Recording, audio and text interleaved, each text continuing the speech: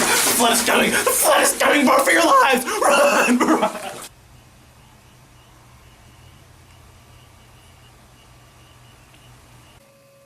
Hi everyone.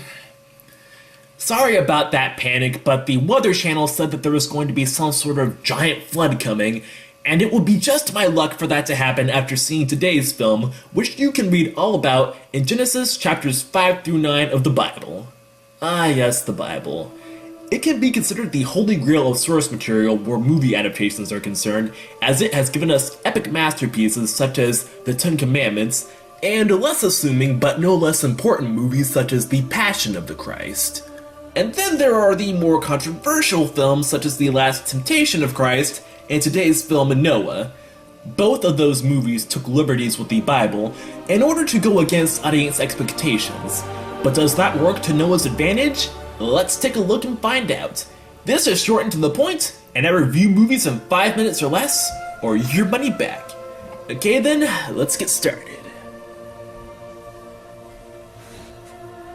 By the power of this tennis racket, I command the opening credits to start!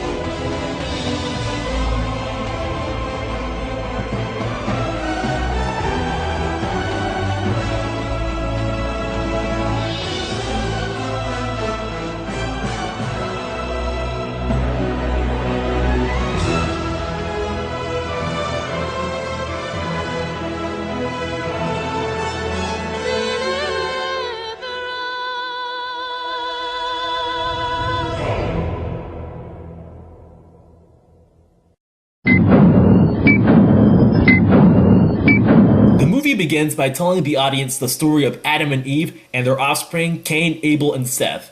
After Cain kills Abel, he flees and is aided by a group of angels known as the Watchers in building his own society, while Seth's descendants grew up separately from Cain's. Now this seems like a simple enough setup, but the opening style is very bizarre and not in a good way. It's very surreal and can make you think that you are watching a TV movie or even the wrong film. It isn't helped that we are clumsily introduced to Noah and his father right as he is about to give Noah some sort of ancient birthright right before he is promptly killed, and the birthright is stolen by a man known as Tubal-Cain. The birthright seems to have some sort of mystical properties, but it's never properly explained. There are also these weird glowing rocks that seem like they might have some sort of importance, but they are only used once in the entire movie, and it's at the halfway point. After that, we flash forward to an adult Noah. Following a surreal dream sequence, he goes to his grandfather, played by Anthony Hopkins, to interpret its meaning. On his way there, Noah comes across the Watchers, and this is when the film takes another bizarre turn. The Watchers look like they walked off the set of Jason and the Argonauts or something like that. The Watchers are fallen angels imprisoned within stone giants as punishment for disobeying God, or the Creator as he is known in this movie for some reason. Now I will admit that the Watchers have an interesting design, but they are still weird to look at. I know this isn't the first time that a biblical figure has conversed with something out of the ordinary, but again, the Watchers look like they are from an entirely different film. Now don't get me wrong, I have nothing against surrealism, as I am a big fan of the director's last work, Black Swan, but because that was a psychological story, the visuals complemented the movie. In this film, the visuals are sometimes at odds with the storytelling, and that can make for some unintentionally distracting moments such as Noah's dream sequences. As such, this is one of my least favorite first movie acts of all time. Things are thankfully salvaged when Noah finally starts building the Ark, and the surrealism is toned down so that more of a focus can be put on developing our heroes. For example, the woman known as Illa, played by Emma Watson, is the barren wife of Noah's oldest son, Shem. She wants Noah to go out and find Shem another wife so that she can repopulate the world once the flood is over, despite Shem's obvious love for her. Noah's second son, known as Ham, also wants Noah to find a wife for him. However, Noah has interpreted God's message to mean that all of humanity must die, including his own family from old age, with no chances of any more children being born to continue humanity. This angers Ham because he does not want to be left alone to guard the animals on the ark. Things are further complicated when Illa becomes pregnant after her barrenness is miraculously cured, putting Noah into a tough dilemma between his duty to God and his family.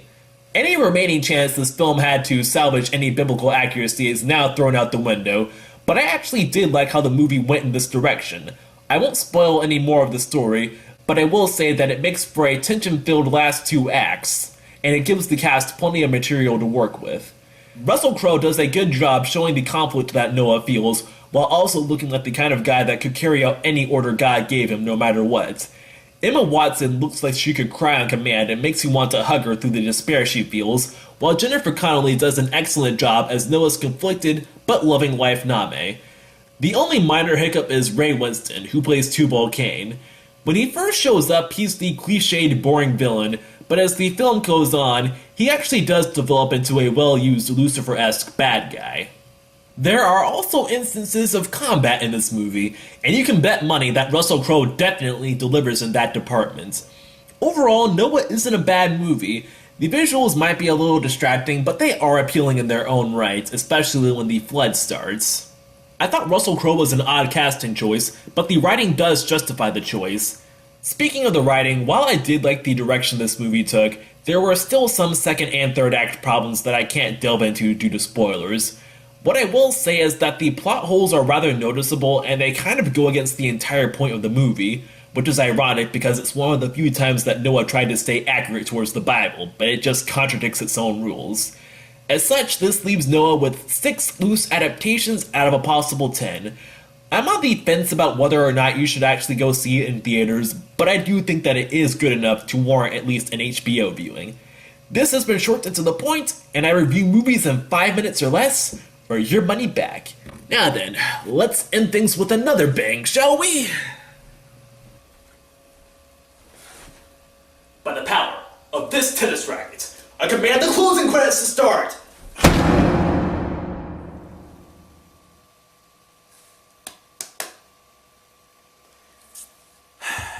You know, this was easier when Megan was around.